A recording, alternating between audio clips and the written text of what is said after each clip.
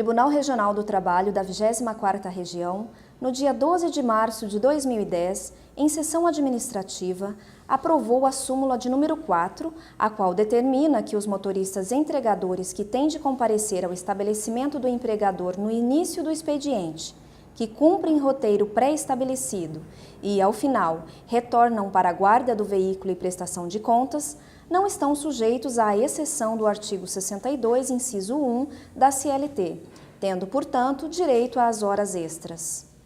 O que motivou a discussão na Justiça do Trabalho acerca da matéria direito ao recebimento de horas extras quando da execução de trabalho externo, no caso de motorista entregador de empresa distribuidora de bebida, foi a existência de divergência de tese jurídica entre os órgãos julgadores deste tribunal. A primeira turma de julgamento do tribunal vem decidindo pela inexistência do direito às horas extras para os motoristas entregadores da empresa Dixel Distribuidora de Bebidas S.A., sob o fundamento de que o trabalho era exercido efetivamente fora do controle do empregador, enquadrando-se, portanto, no artigo 62, inciso 1 da CLT. Em sentido oposto, a segunda turma reconhecia o direito às horas extras para tais trabalhadores, sob o argumento da inaplicabilidade do inciso 1 do referido artigo. Para falar sobre esse tema, vamos conversar com o desembargador Amaury Rodrigues Pinto Júnior, relator no incidente de uniformização de jurisprudência que deu origem a essa súmula. O artigo 62, inciso 1 da CLT, trata acerca dos empregados que exercem atividade externa incompatível com a fixação de horário de trabalho. O que caracteriza a atividade externa? Atividade externa, prefeito do artigo 62.1 da CLT, diz respeito àquele serviço que é feito longe dos olhos do empregador.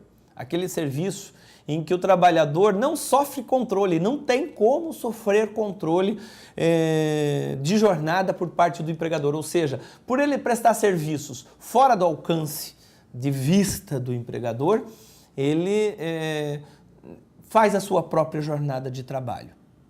Então, a lei estabelece o direito do trabalhador prestar serviço até um limite de horário, 8 horas diárias ou 44 semanais. Se ele trabalhar além desse limite, ele vai ter direito a horas extras.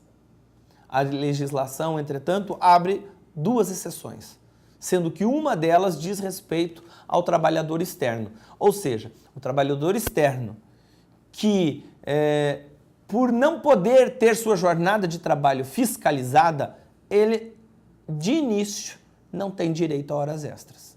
O que motivou a decisão de Vossa Excelência para não aplicar a exceção do artigo 62, inciso 1 da CLT, aos motoristas entregadores da empresa Dixel Distribuidora de Bebidas S.A.? No caso desses trabalhadores, dos motoristas de estabelecimento, motorista de empresas de refrigerantes, o que acontece? Eles executam serviços externos. Eles pegam os caminhões e vão distribuindo bebidas pela cidade, pelos bares da cidade. Por que então o tribunal decidiu, no incidente de uniformização, que ele tem direito a horas extras? Por alguns motivos. Primeiro deles, porque esses trabalhadores, apesar de executarem serviços externos, eles têm um horário certo para chegar na empresa. Eles chegam na empresa no começo do dia, pegam o caminhão e saem à rua para trabalhar com um roteiro já de entregas.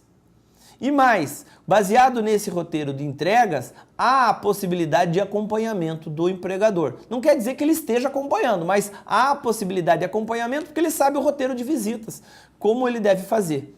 Mais do que isso, no final do dia, ele vai com o caminhão para a empresa de novo, deixa o caminhão na empresa e presta contas das entregas realizadas, ou seja, se cumpriu o roteiro